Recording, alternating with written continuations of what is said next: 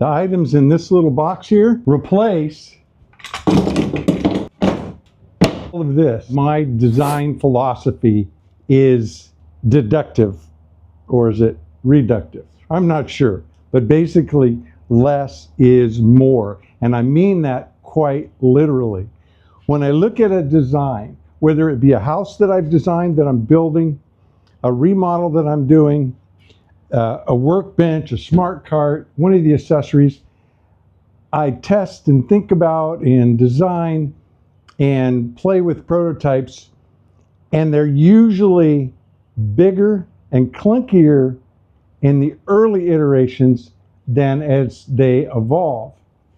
Case in point, right now I'm working on the smart cart. This is the smart cart almost assembled upside down. This is the cart that you saw me make over 5 years ago. It's what the smart workbench is on, and it's what the station is on.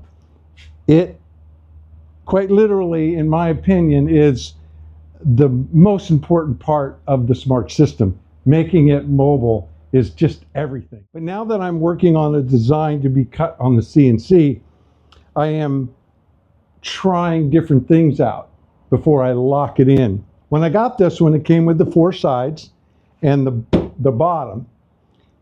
But the bottom was 18 millimeters. In fact, it's over there.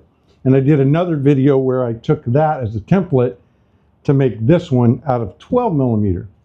Both out of ultralight, so this is obviously less weight. If I can make this work, the cart will be lighter for daily use and also for shipping. If it's as structurally sound as the 18 millimeter, I've reduced the weight and the bulkiness of it without giving up structure, making it more beautiful. As I've been working on this, there are certain things that are more challenging when providing a finished product ready to assemble versus designs for you to build yourself in the shop. I have to purchase these, and they don't have this hole drilled in the foot lever because they're designed to be used independently. But I created this 2 strips of 18 mil, which is bolted on. So a hole needs to be drilled, and these 2 pieces need to be cut and then drilled, twice drilled and glued together. So it extends from the bench in its full extension about 6.5. And then there's another piece, a secondary piece of 18 mil that's on that I'm eliminating in the prototype. So overall, we're looking at about almost 7.5 inches on each end. If this works out, it will not only be lighter, but it'll be smaller and quite potentially function better. I'll be telling you all about these in the next video. In fact, I'm already testing them out on the Smart Station. There are a lot of other elements that I'm working on to simplify as I go through this. On the base, on the bottom, I show a piece of 1/4 inch material, like a piece of 1/4 inch plywood, just a small piece that is attached to the base in the 4 corners. And that is so when the bench is dropped down off its wheels, it's sitting on those 4 contact points and not on the whole base. When the entire base sits on the floor, if you don't have a pretty good floor, you're going to get kind of rocking, whereas the 4 points really helps mitigate that. In changing the base out from 18 mil to 12 mil, I already had it milled up with 18 mil, sides and all the material. And so these tabs are 6 millimeters more than they need to be because of the difference in thickness. My plan was to remove them. And then I got to thinking, if I leave the 4 on the corners, that replaces having to attach a separate piece of 1/4 inch, having to get that material, cut it to size and supply it, and then have you glue it and attach it in the field. This would just be there.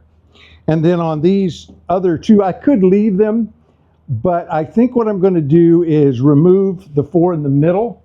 And as a prototype, if I decide that it's better to have those, then in the design I would put them back in. My plan to relocate the wheels from the ends inboard, both this way and this way, will make the cart, again, a lot shorter. And I'm also thinking that it's going to be structurally better because I'll be moving the bearing point on the wheels inboard a bit on both ends.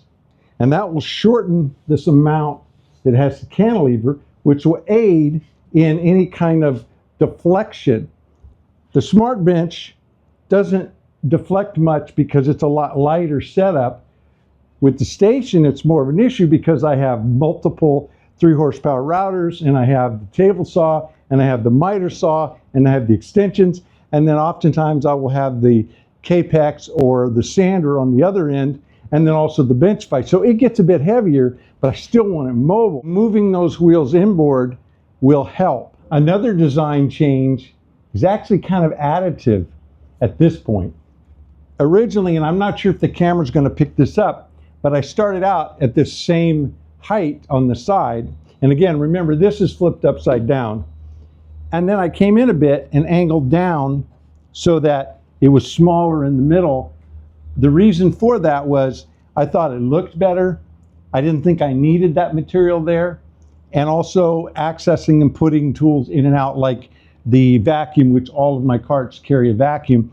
Getting them in and out I felt would be easier. At this point in my design, I left this straight all the way across. I'm not sure if I'm going to leave it all the way across or drop it down some, maybe come out a bit more and drop it down a little bit. I'll see. I don't think that is super critical, but it is a little bit of a reversal in the direction that maybe in my original design I went a little too far. By moving the wheels inboard and mounting them to the side of the sides on the inside, in addition to not needing the foot bar and the extra material on the outside, I'm also going to be removing a bit of material right here all the way around. So I'll be further taking material away there as well. If you've already built your smart cart and it's working great, but you think you might like to bring the wheels inboard the way I'm going to try to do it here, rest assured, I'm going to document this, so subscribe and follow along, and you'll see exactly how I did it. What I'm going to do here will work on the existing design, the plans that are out there, so you'll be able to do this as well. It'll take this, but that's not a big deal either. I'll let you know all about those once I have them mounted and tested. I really love doing this. I mean, this is my personality. This is who I am. I genuinely thrive on spending my time thinking about simplification and efficient design and efficiencies and being lean and organization. If you want to get a detailed set of plans to build a smart bench, a smart station, smart cart, or any of the accessories that work with the system, or the smart wood shop itself, there's a link in the description of this video down below. Mahalo for hanging out with me in the Smart Wood Shop.